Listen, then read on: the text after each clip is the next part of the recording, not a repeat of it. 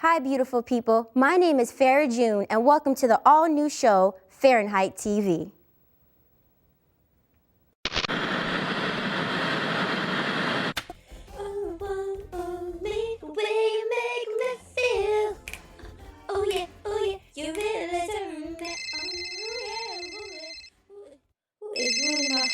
Hello! Good old Farenheight TV's on. Say what? Farenheight TV. Magic girl. Magic girl. Magic girl.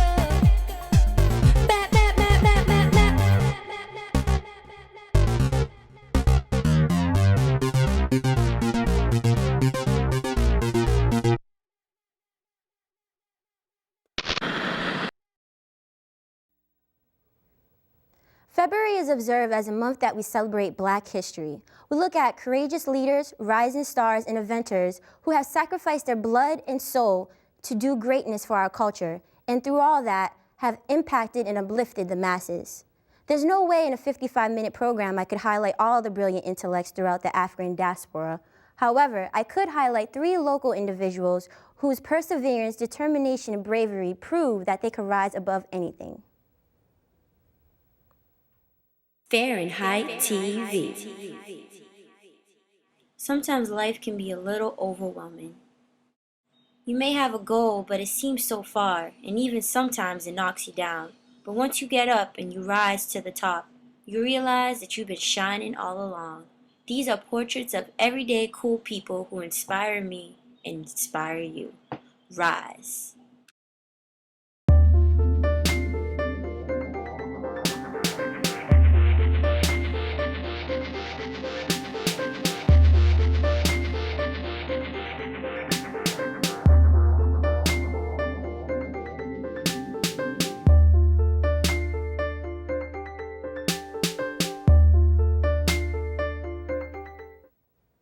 On March 6, 1961, President John F. Kennedy signed the executive order. The purpose of this order was to give government officials affirmative action in hiring people despite their race, color, creed, or national origin.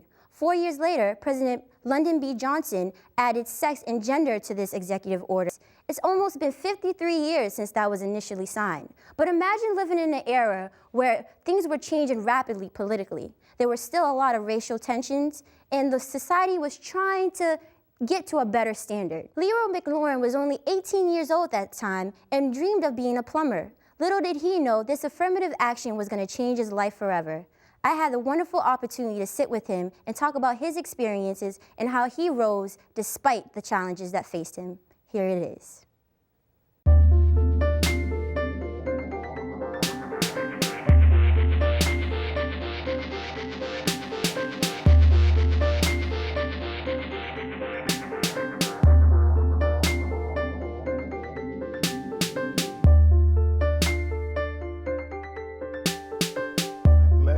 All right, Leroy, so let's get right into it. Okay. So before becoming a studio technician and an engineer before you retired, can you tell us what did you dream of becoming initially? Well, my dream, ever since I was a little boy, I wanted to be a plumber.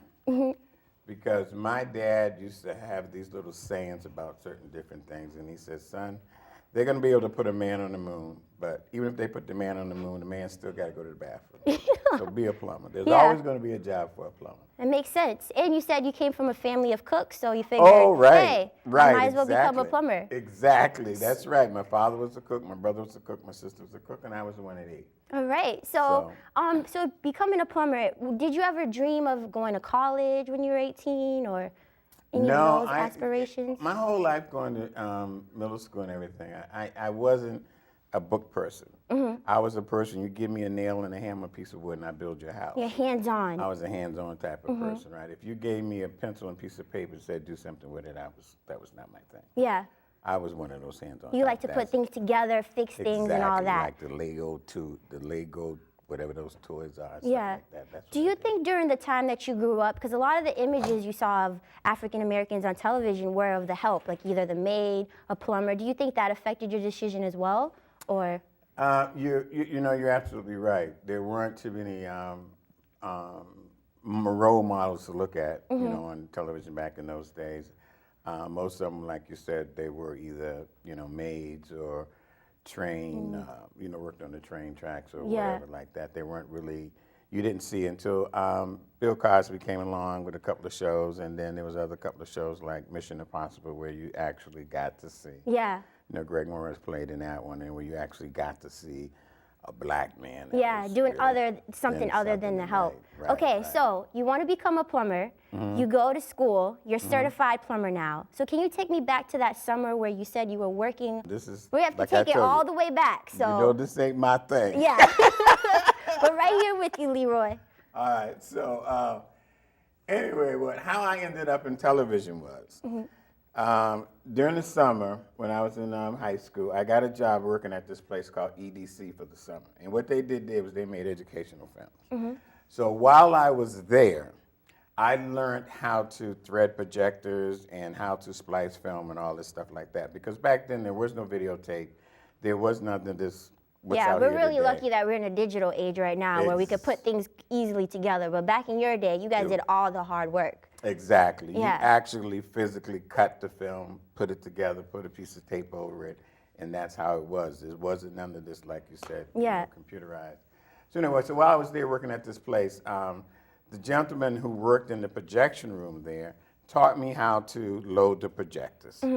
So one day when the boss man came in, he had this film that he wanted to show, and he couldn't find the projectionist. So he happened to come up into the cafeteria where I was cleaning up, and I heard him say, I need to show the client this film, and I can't find Fred. So, yeah, and you decide, hey, I know how to do that. I might as well volunteer. There go Leroy.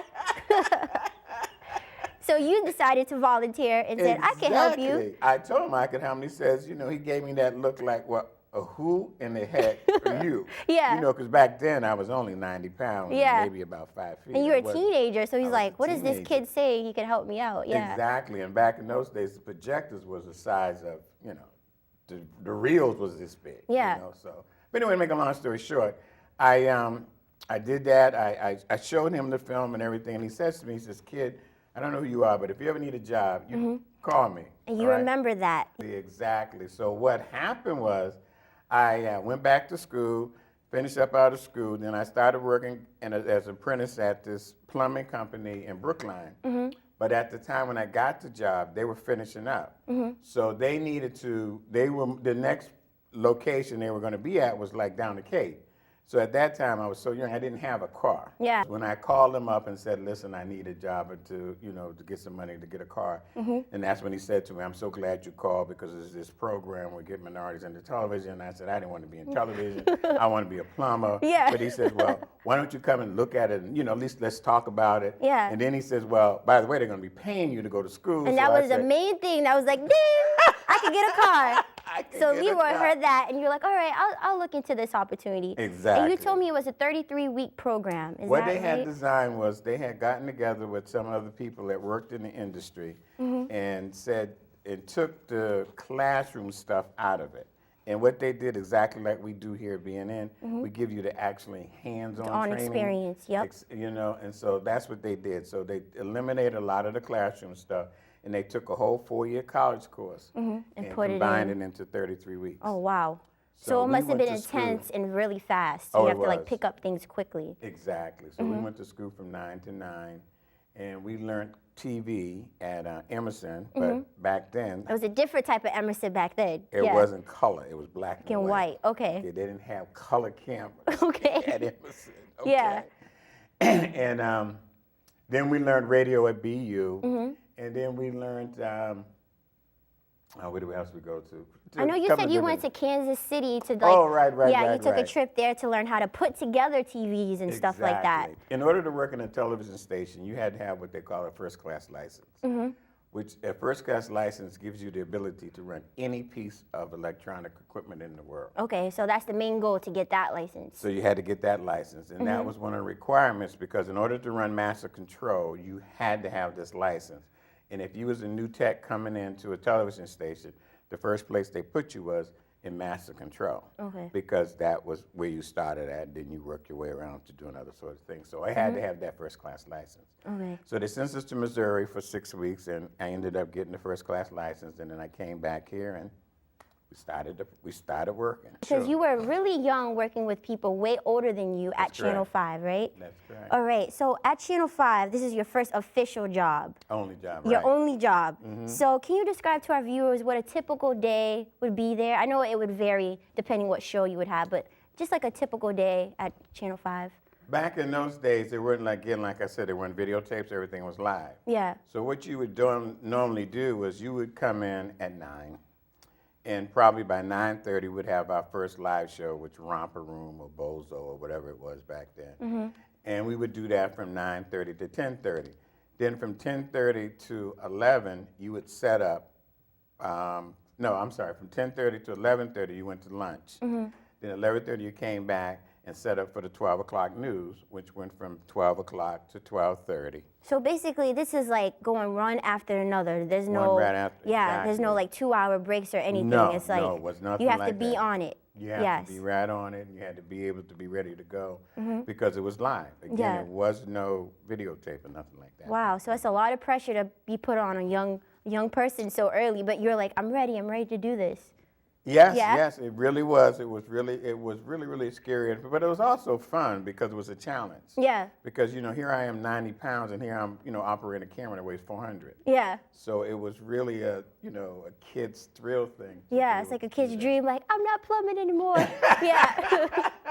Well, I wanted to also get into you working with your coworkers because I know that, affirmative action is taking place and, society's trying to grow as a culture to get through like racial tensions, but I know you went through a little bit of that working in that field. Well, what happened was, and it was, in all honesty, I understand both sides of it, but what happened is because the company, Channel 5 wanted to be able to show folks that they had a minority working Yeah. behind the scenes. You were the golden child to show everyone, like, we're changing now. Right. Yeah. You're the token. which Yeah, we you're the call back token, then. yeah. You're the token.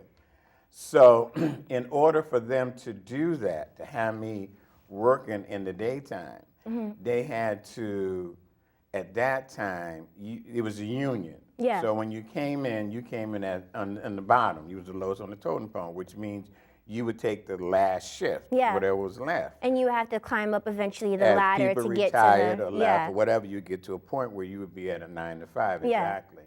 So what they did, they didn't want to do that. They wanted to be able to show the folks that they had a minority working there. So they said, we have to figure out a way to be able to let Leroy work days. Yeah, so And he could be seen by he all could the be people that are seen. visiting. Exactly. And Yeah. the only way they could do that was the only way that you can move a technician anywhere you want to is you had to make them a supervisor. Wow. So So here I that's am. kind of like a double standard in a way, because it's like you're moving up a ladder that people are trying to move, like, been trying to move up. Right. But because you're the golden child, and Right. you They do wanna- deserve this opportunity, Right. no lie, but they have to move you above everybody else. So now, So now that's when a lot of the hostility and all of the stuff that was going on, anyway, for me being there, it really hit the fan. yeah, Because now, again, like I was saying, not only was I working days, but in order to make me a supervisor, I was getting paid more than them. oh, yeah. Here's someone That's that has definitely gonna make no- you a frenemy. They're gonna be like, oh, I can't stand Leroy. Yeah, but it's not, they don't see it's fair, but in a way it wasn't fair in the beginning because you would never had this opportunity before too. So it's kind of, It's a double Yeah, sword it's a- thing. So yeah. you got to look at both sides of it. But what happened was, so they did that. And so, of course, that made some of the other guys very unhappy, which I understand too, now that I've got to understand it. And so, therefore, they said, look, we're not going to put up with this because the union said there's nothing we can do technically. They can do that. And the station wanted that way, so they said, well, we're going to try to find a way to get rid of Leroy. so they were just testing you. They would do things to you The guys just that to, were so-called supposed to be my brothers yeah, in the union, supposed to be working together. Together, We're trying to right. work against you. they were trying to get me out of there because of the fact is that they did not appreciate that you know, that they did that for me. Did you ever, was there ever difficult for you to go to work sometimes because of that, you know, that energy that's not positive around you? Oh yeah, many a times I would run home crying to my mother, and my mother would say to me, as long as they don't put their hands on you, yeah. you're going back. So would you call her somewhat of a mentor for you, or a person that like really allowed you to rise above all of the challenges you were going through? She really did, because she knew and she understood, you know, all the stuff that she had to go through and what black folks had to go to, and it was a golden opportunity in that she wanted me to, you know, stick it out there. And she says, again, as long as they don't put their hands on you, Yeah. you're going back. But the day they put their hands on you, you ain't have to worry about going back. I'm going there. Yeah, and you're So- Leroy, so you could handle it. Yeah. But I mean, I remember reading something about like, because I know you're such a, you use comedy a lot, like you're naturally funny. Do you think that that's a source of you using that to like kind of protect yourself too from going back through all the pain and everything? It does. It really does, because, you know, a lot of times it really did hurt, you know, because they did some things that, you know, just was, a matter of fact, they had a pool going. They had a pool. Everybody, all the other guys, all 32 other guys that so-called supposed to be working with me, all put in $100 and said whoever could do the worst thing to me to make me quit won the pool. Oh my God. So they would do certain things like, you know, hang the hangman loop, you know, necks in my locker room. Oh no. They would do things like on the headsets. They would, because back then there was like 12 or 13 people, you know, around in the headsets. It was more than just the control room. You had the guys in master control. Everybody was on the headsets during that time. So, you know, all the racist marks and all those kind of things they would say. Or, for example, if I would walk into the lunchroom and I get my tray to go sit down, they would all get up and leave. Oh you my know, God, all just like kinds the things you see in the movie. Yeah, exactly. So Leroy, exactly. how do you rise above all of the challenges and still remain such a cool person? How did you rise above all of that? Because of what my mother said. My mother said to me, you're going to keep going back. Again, you know, you got to keep doing it. You know, you got to be an inspiration. You got to not let them, you know, Get to you. Get to you. Yeah. And so, and they didn't. And then by the blessing of one of the guys that was there, his name was Tony Tower. He used to be a boxer. Oh, okay. And you know, boxer's mentality. Yeah, they're gonna definitely strengthen your strength for the job. Like you're ready. Yeah. They're gonna get you Exactly. prepared. And I never forget the one day he came to me and he says, look, I'm tired of what all these guys are doing to you. I admire the courage that you have to keep coming back and coming back. Yeah. And he told me it reminded him of his last fight. Wow. He said the last fight that he had, it was against a black brother. It was against a brother. And he knew this brother was just on his last legs, but Yeah. he kept coming back. And Like he would coming not back. give up. He wouldn't give up. And Tony said, I don't want to hit you no more. Just lay down. Yeah. But he just kept coming after Tony and coming after Tony. And then finally Tony just gave him a blow, Yeah. knocked him out. The guy was paralyzed. Wow. So Tony carried that around with him for a long time. So he told me, he says, I reminded him of that guy. Yeah. And he wanted to do something back. Yeah. And he says, I'm going to work with you and I'm going to teach you this stuff. And I'm going to be with you so that they won't continue doing these things to you. So he was like, I'm gonna be a friend. I'm gonna gonna be my rise friend. above all the ignorance that other people are He was doing going to you. because he understood it wasn't my fault. I was being a little pawn in a chess game. Yeah. You know, it was nothing I had to do. But you with do it. have to admit that you were really courageous because you could have gave up. Like you said, there was only like 10, 15 people that started the program. 6 of you guys left. You could have been Easily, Yeah, exactly. easily. Well, you know, the other thing too, now, we weren't all at Channel 5. Now, Yeah. each station. Yeah, because I know there was 4 it stations was, around yeah, that it was time. 4, 5, and 7, 30, it was 5 stations, 38 and 56. Oh yeah. So it was like that. But no, you're right. So he was the one that, you know, really, then I started to feel a lot safer. Yeah. You know, and he really started to teach me things. And all that's it right. takes is one person to be like, I'm gonna rise above that, and I'm gonna help him rise above that. because I never forget one time we had a big to-do show. And this was the last time they really got to me, was they said, all right, let's put Leroy on the camera. But they didn't know that Tony had been working with me and really teaching me how to, you know, work the cameras. Yeah. 'Cause You were again- enhancing your intellect to beyond what you thought you were gonna learn. Exactly, Yeah. exactly. And so when the time came, they threw me in on camera. They all got in the control room and said, "Oh, watch this. This is going to be a trip. There's no way he can do whatever this director is asking Little for." did they know your name is Leroy, and you said the joke's on you.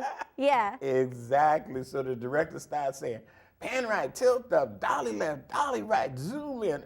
And back in those days, there's no, like today's, the electronic ones. Yeah. Everything was crank. And it was way bigger. The camera is 400 humongous. pounds. My gosh. 400 pounds. It was crank. So when you had to zoom, you had to pan crank at the same time. It wasn't gosh. hold a button back. Then you had to crank it back up. Then when you wanted to get a closer shot, you had to turn the crank. This is like a workout. I have to do all sorts of stuff just to get a shot. I'd be like, just let him sit there. Just let him sit there. It's too much. Exactly, just to get a shot. So after they did that, and they were all just in the control room at all. Yeah, they were shocked no that she idea. knew everything. Right. On not messing up. Exactly. I love it. Was Chuck Curtis a good friend of yours? Oh, he was, oh my God, I tell you, that thing hurted me so bad.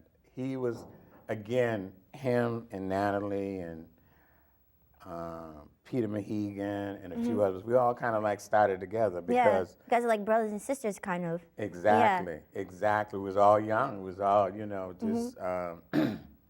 just, just that too. I can't, but anyway. Yeah, I'm glad that you found some type of family, though. That's what, I don't want to get into it too much, but yeah. Exactly, Yeah. and it was funny because that's exactly what happened. So when he married Nat, I also had gotten married, and we had kids the same time. What? Your kids So are like we were- cousins, like they're right, each other's cousins. we was the kids of Channel 5. Yeah. And Peter Mahegan married someone else that worked there, and they had a kid.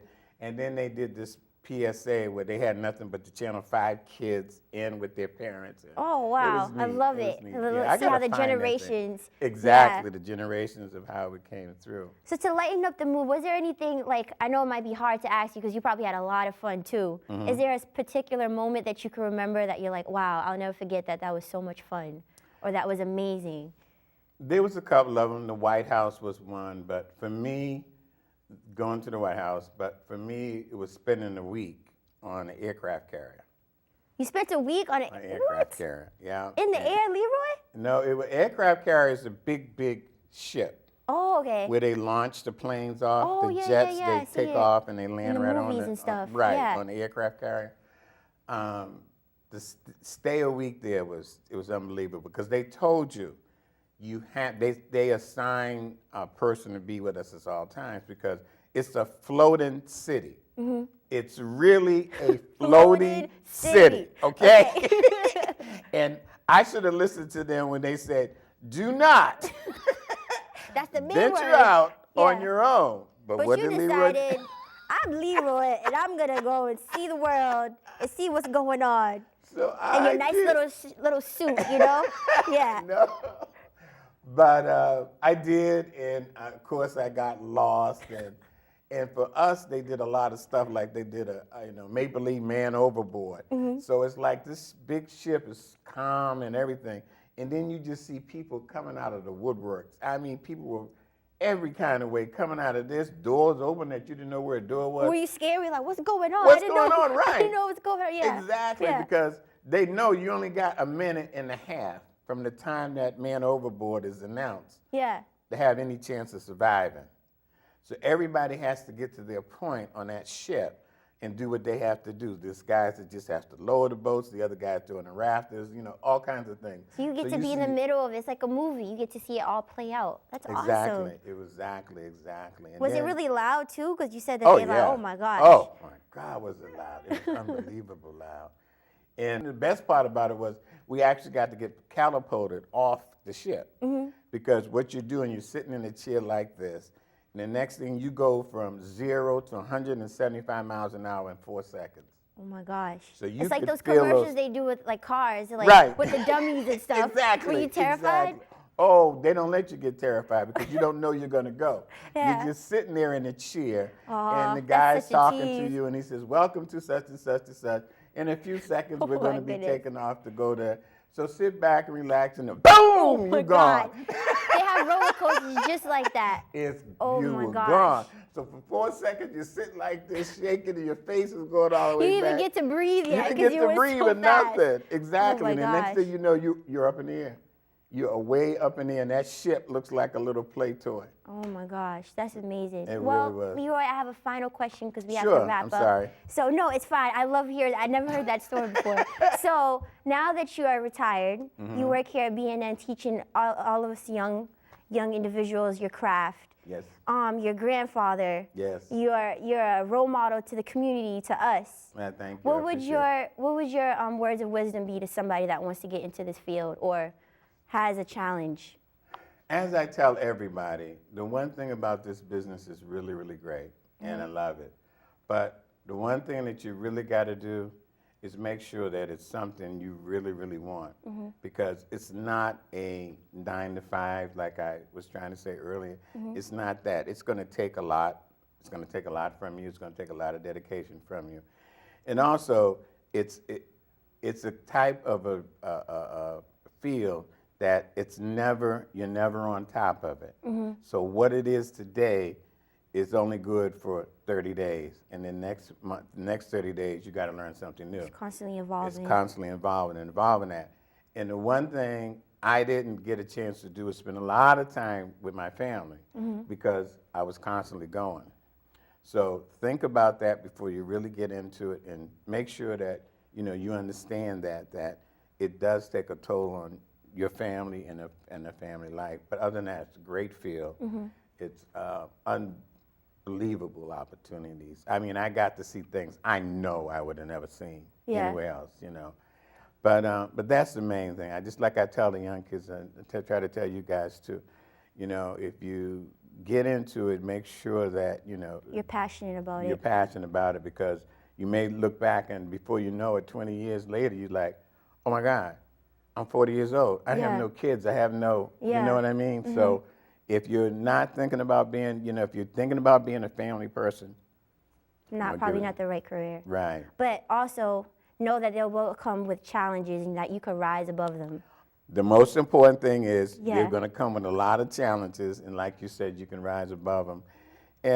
But you got to work hard. You really got to work hard. You got to really love the craft. You got to really love the business, because dealing with folks that have different types of emotions and opinions and all that. And everything like that, because there's nothing that's so-called standard. Like a 2x4 is a 2x4. This business is not a 2x4. It's not just, that's it. It's a creative field, so it makes sense. Exactly, so. Well, Leroy, I want to thank you again for being on the show. It was an honor to interview you, and you really are a role model that shows that you can rise above anything and still be an inspiring, cool person.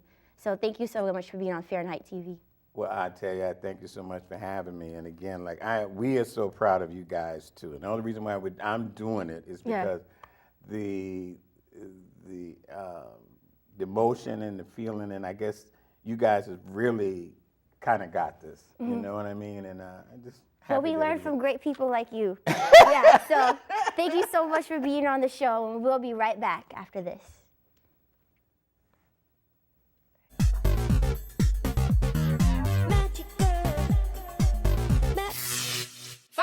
Where's the light? I don't know. I don't know what happened. What do you mean you don't know? I was just trying to relax. I'm gonna put it right now. Okay, all right. I found it's right here. It's right here. It's right here. Okay. Magic girl. Bat, bat, bat, bat, bat, bat.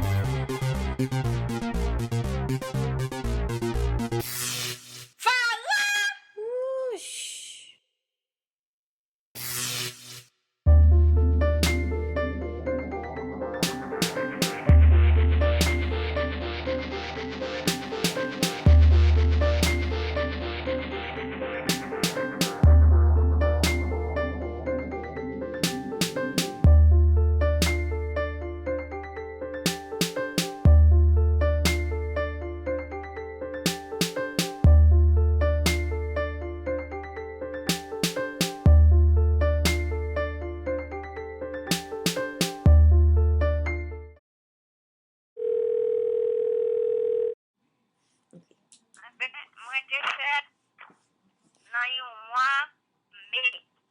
Mm-hmm. 1944. Lem de set la moi te gen oppression. Alma, qui veut dire. Oh oh. Et après ça, m'grandis, m'rete le passé. Ok. Pas gain. Mes parents déjà fait remède pour moi, pas gain. OK? Après ça, m'vini, j'ai venu gagner 13 ans. Maman vient mourir. Maman mourir, m'te gagné 13 ans. Ça c'est triste, man. Yeah. Après ça, m'vini marraine moi. Tu prends moi, Godmother. Ah. Je prends moi de la Kaili, il était aidé, mais je vais pas l'école. Yo bat voye l'école? Non. Et combien de ses frères ou de gagné là ou de 13 ans? J'ai gagné nous 7. 7? Ouais. Nous 7. Ou plus grand comment? Ou des plus grands ou? Non, moi je peux pas quatrième là-dedans. Ok. Yeah. Après ça, j'ai 16 ans, m'allais Port-au-Prince, mal travail. Ou aller pour compte ou aller avec tout frère avec ça? Pour compte moi. Wow. M'allais descendre à une famille. Moi j'étais là et puis m'vinn, yo ti travail, mal vendre notre boutique. Ça ou devant même? Yo te vendre rad, et parfum, savon, bah ça, et c'est du avec wallet. So wap En travail? anglais, wallet là, et bourse. Yeah, boost. So wap travail là, les fini côté ou habite? On fait un pile temps travail avec mon nom là. Ah, les ça, c'était $3 yo te paye au monde. $3 par les? Pas dollar pour journée. Oh, tu parles ça pour moi. Qui ça? Oh, Pour un mois. qui? $3 pour un mois. Côté wap habite, $3 pour moi, qui j'en ka habite avec ça? Les ça, via tes bons $3 son paquet là, y Ok. Ok. Après ça, je rencontre avec les pieds. Bon, nous venons m'habiter dans le caille avec lui. Et puis nous faisons tout. Wap, ou Nous fait? venons marier avec Pierre au dernier moment. Parce que marier avec même Léa, nous étions vivants avant. Ok. Après ça, nous venons marier. Nous faisons 8 petits. 8 petits, ou fait ti ima là, ti oiseau là, map gade là. Petits oiseaux assez. Yeah. Premier, c'est Claude. Deuxième, c'est Cocotte. Troisième, c'est Maud à Mona. C'est Marasayode. Yeah. Et après, c'est Ima. Après ça, c'est Bobby. Après ça, c'est Guy. Avec Dernier Max. petit, moi, c'est Max. So 7 petits. 7. Oui, 8 petits, oui. 4 filles, 4 garçons. Bon, après ça, bon, moi, mini. Et c'est moi, une file. Pour moi, pour ma résidence, pour moi, pour venir dans le pays ici. Là où devine. Dans le pays ici, je fais 19 ans après travailler dans les sions. Pour grand-mère, là où devine ici, ou de paix, ça ou de penser d'ici, là où point même. Là, je venu en mois de mai 88, mai, 24 mai 88, mais le 12 mai 88, moi travaille 24 mai 89, c'est pas 88, non, 89. Là, moi, je travaille là, je parle anglais, je connais même des good morning. Ok, good morning, c'est Après ça ou ça, besoin. bon, moi travaille, moi arrêté, là, tout le monde est bien même, pour j'aimerais travailler, et puis, moi venu m'aller 19 ans à travailler avec eux. Moi retiré la Caillou en 2006. 2006. Oh, yeah, me connais ça. Ou battez jump, ou battez jumper, ou battez jumper là où de venir ici, parce que tout le monde parle anglais ou pas connaît anglais bien.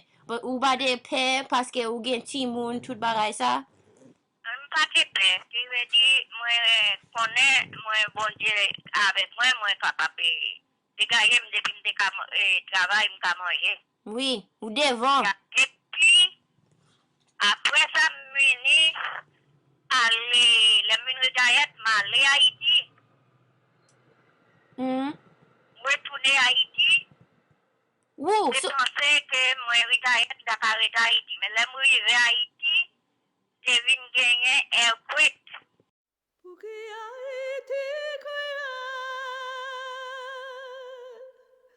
Pour qui Haïti souffrir, pour qui Haïti cruel, pour qui Haïti souffrir.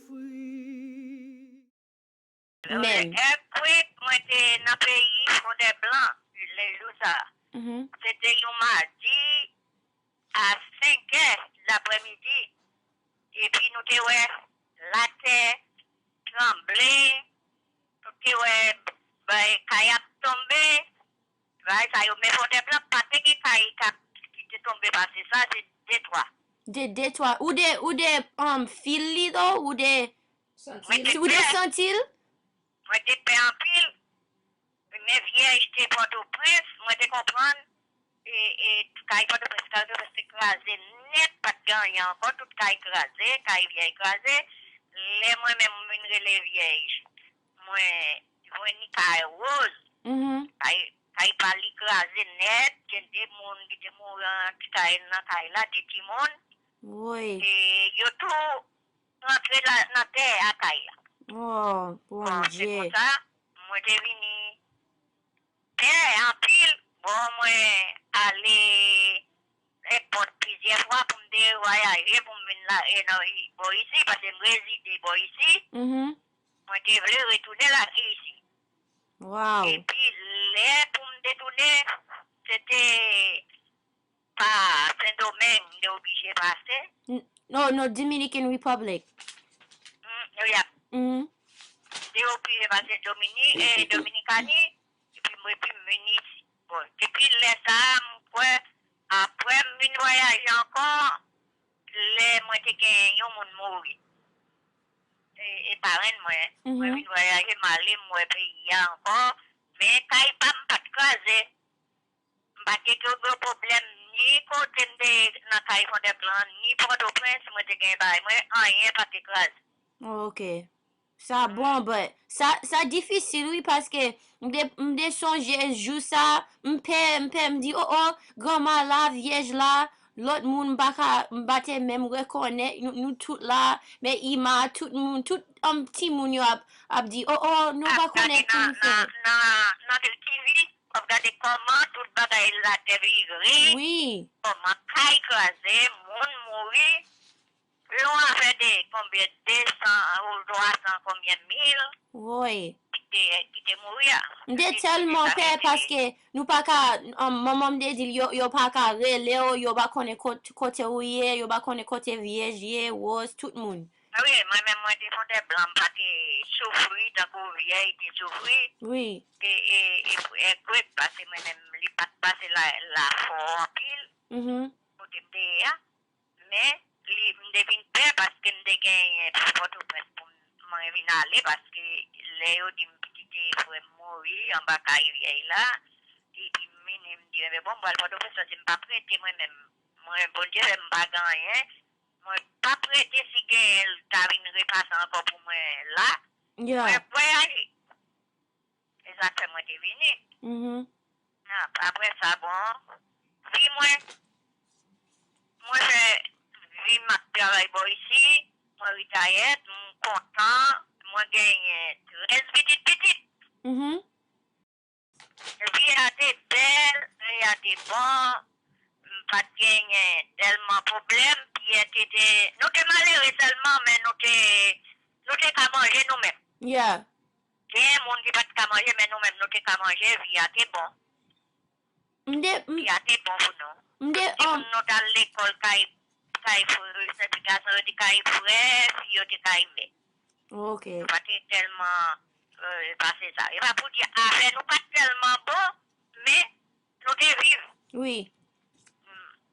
Grand-mère, Et affaire soulier, moi-même, moi, faire rat. ou de faire rad? Oh, pour qui ça ou de faire rad? Ou de remet? Moi, faire rat, petit moun y à l'école. Les pères affaire soulier, puis maintenant, pied à l'école. Oh, nous all set. Ou de faire l'autre rad tout, grand-mère? Rad ou de remet, bagay ça? De remettre kouti, de remettre kouti. Ok. Grand-mère, le ou gen yon bagay ki difficile no vi ou, ki sa ou fait pour lever kon? Puis là, bon problème, qui ça va faire? Yeah. Vous priez, bon Dieu, vous demandez bon Dieu pour l'aider quand même. C'est ça, oui. Je vous lève, ou pas de manger pour manger, ou prier, ou dit bon Dieu. Mais quotidien, c'est dans mon lit, et puis il va où? Moi, je suis aux amis, nous pas même connaître, même les deux, mais ça me va où? Sans pas attendre. C'est pour gagner confiance là-dedans. Oui, c'est confiance en ou besoin, oui. Ou all set, ou ka vivre, Yeah.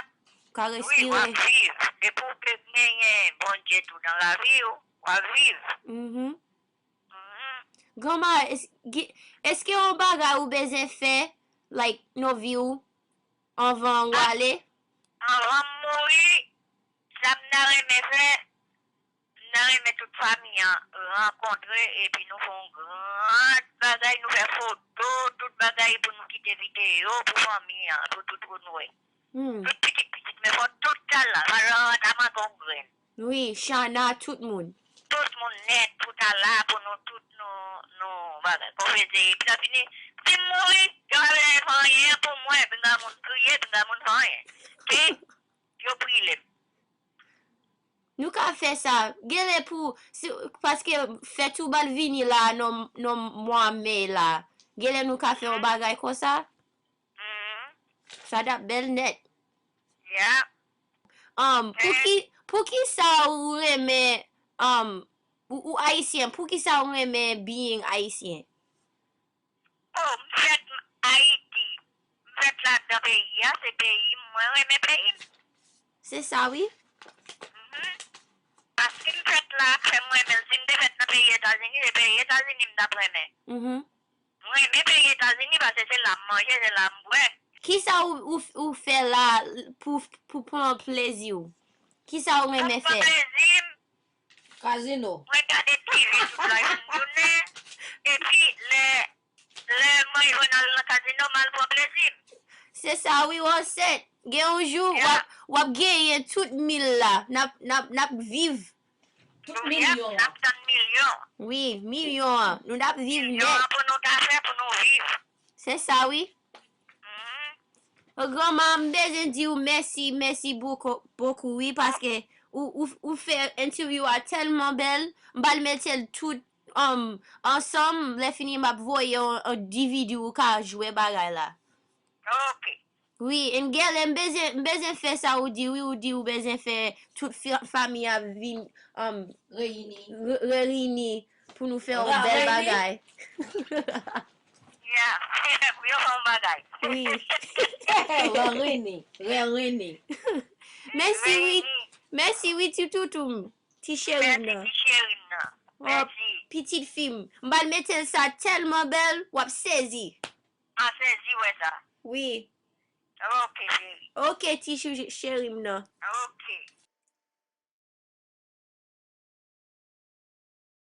Farenheight TV. Hi, my name is Leroy McLaurin, and you are watching Farenheight TV.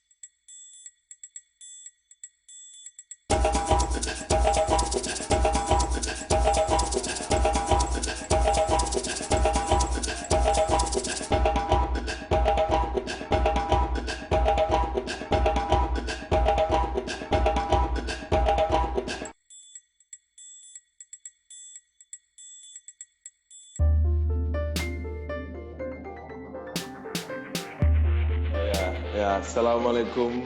Walaikum salam. Yeah, how are you? I'm doing Nanga def yaa good. ngi si jàmm.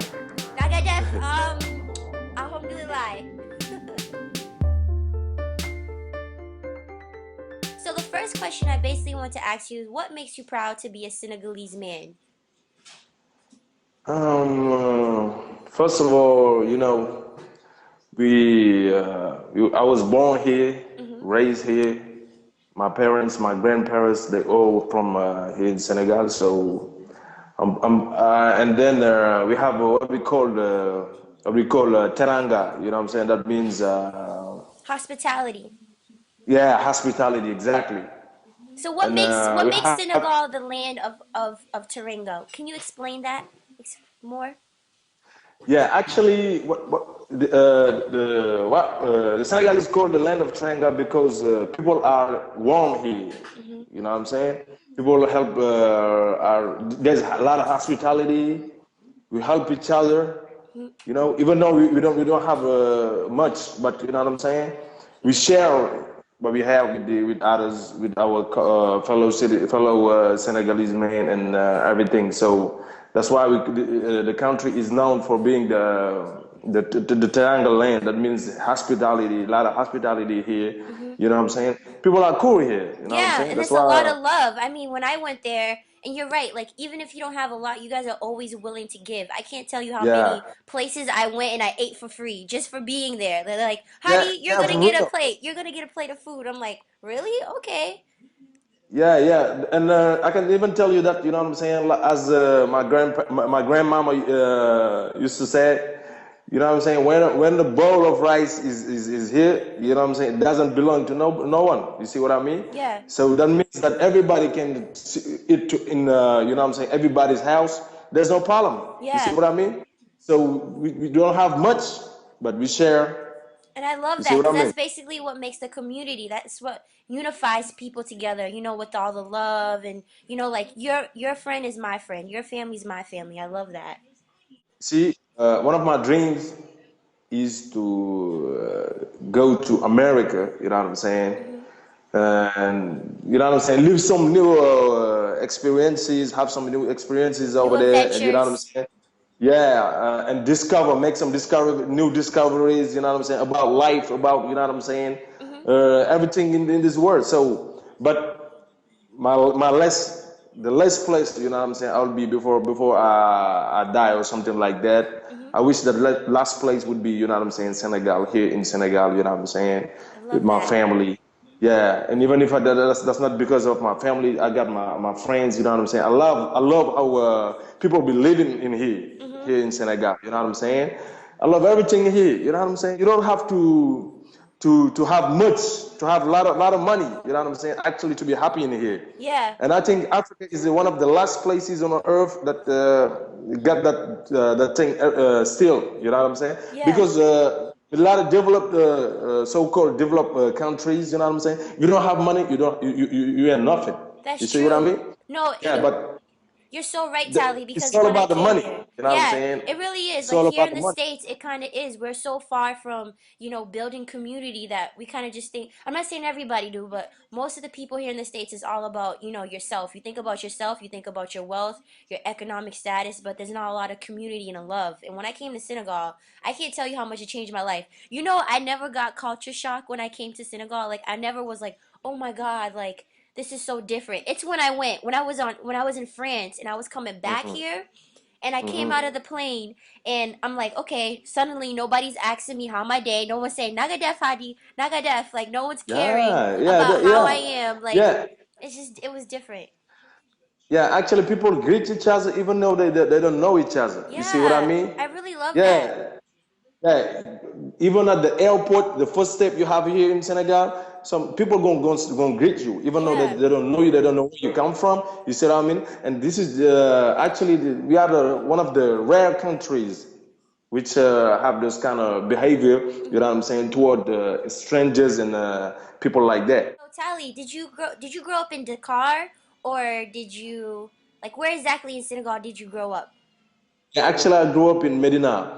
Libina. Medina, which is a neighborhood, you know what I'm saying? And that's a tough neighborhood. If I can say, if I can say so. So you know what I'm saying. You have to get part. You know what I'm saying. Fight every day. You know what I'm saying. There's a lot of things that you gotta go through. You have You know to what I'm saying. Those kind of overcome. neighborhoods. Yeah, only Compton is not. There's not only Compton which, Y- which is hot and Yeah. stuff. You know I what I'm know in saying? America you always Yeah. hear about Compton, but yeah, you're right. There's a lot of other places that's much harder. Actually, here there are no gunshots and stuff like that, but people fighting every day through the hardship of life. You know what I'm Yeah, saying? to try to Trying to survive. survive. How do you rise above life's challenges?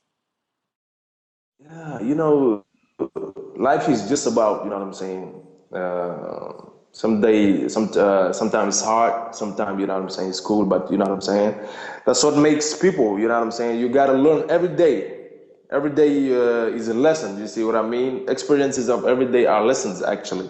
Yeah, and that's what makes me what I am today. You see what I mean? Hmm. I've been in a tough neighborhood. I was hard-headed. I was a hard-headed kid, man. Yeah. I was a hard kid. You know what I'm saying? Fighting every day, and on top of that, I didn't have my family. You know what I'm saying? So you With felt me, alone.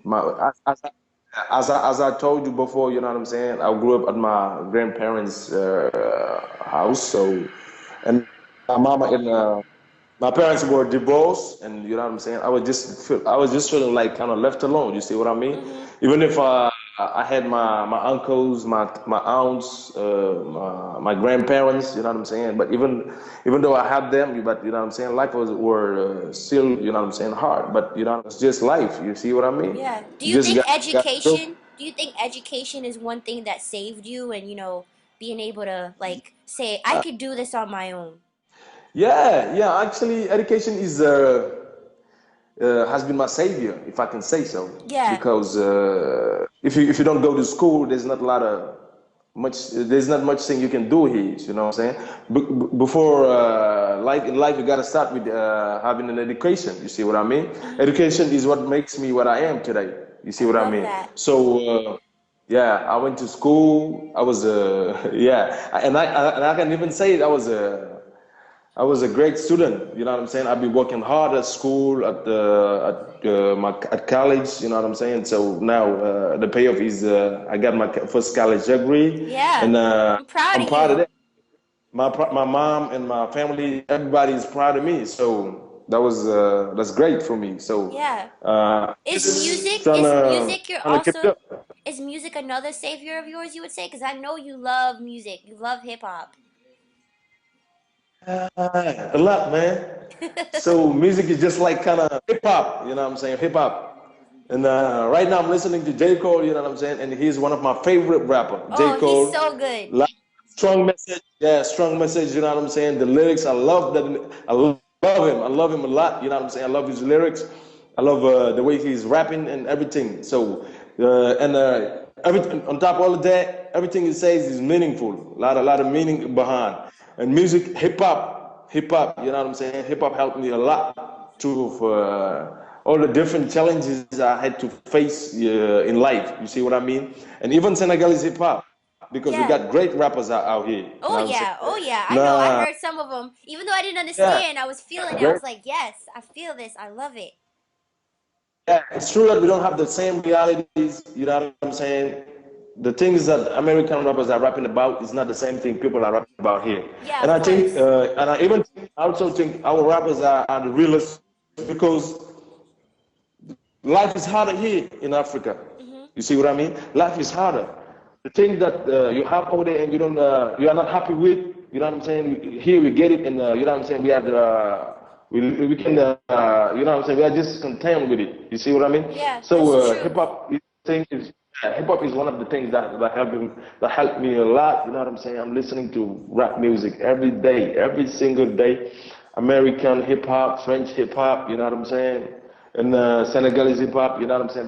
That's music is great. So, I love that because yeah, it kind of, and I could tell for your love for music too because hip hop, like the MCs are basically kind of like street poets. They're like life poets. They kind of, yeah, they yeah. rap about, they tell stories about everyday Yeah, life situations. they rap about the exact thing you are dealing with every day. Hmm. You see what I mean? Even if I'm not from America, you know what I'm saying? I know from the rap song I've been listening, the things that are going on out on the street over there. You see what I mean?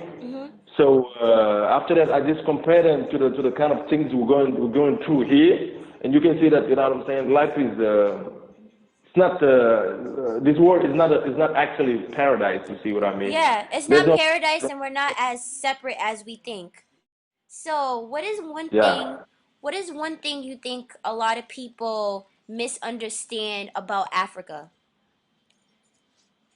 You know, on Facebook, on social media, yeah, it always, you know what I'm saying, hurts when you see people talking about Africa and actually realize they don't know nothing about Africa. Yeah, the only thing you know the things they see, you know what I'm saying, on TV, like CNN, like CBS, they see that's the only thing, you know what I'm saying, that you can have here in Africa.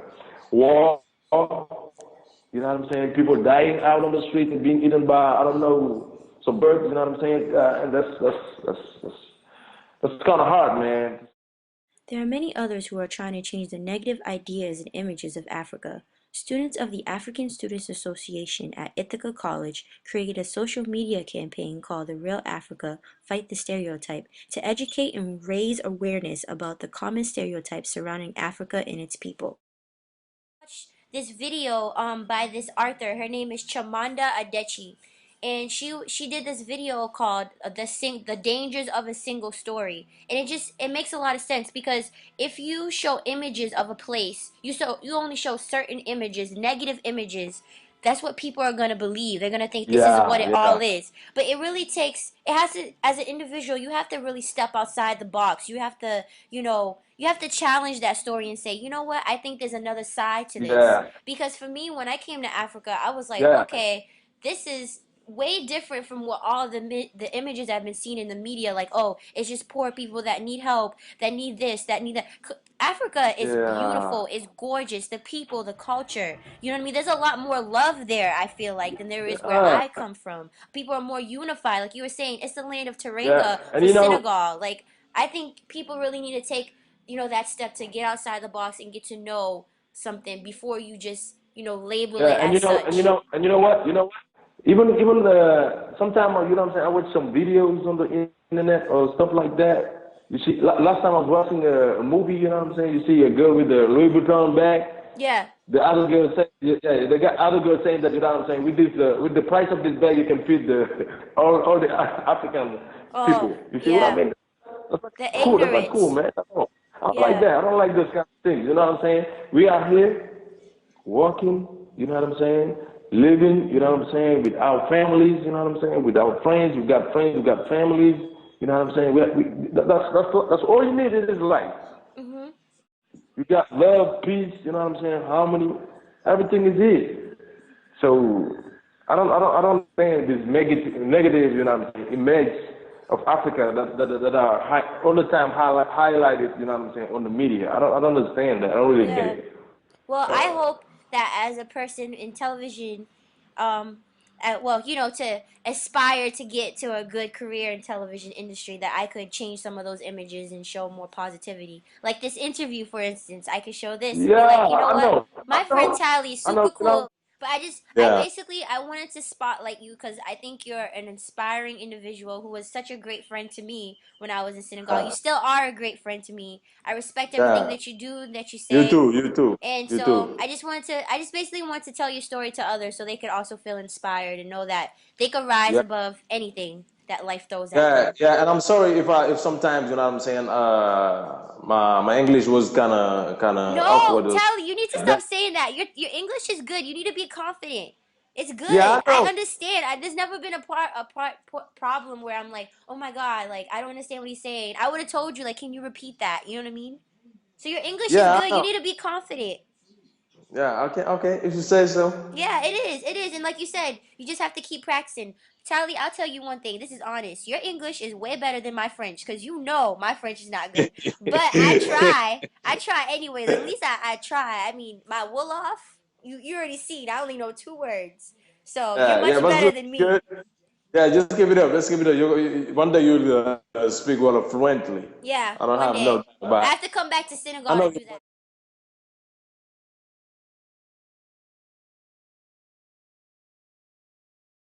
I'll show it to my friends and be like, you know what I'm saying? Finally famous, Yeah, man. yeah, man. You've been famous. It's just now you making your way to the States. So then when you come to America, they be like, oh, I heard about you, Tally. You're that brother that speaks.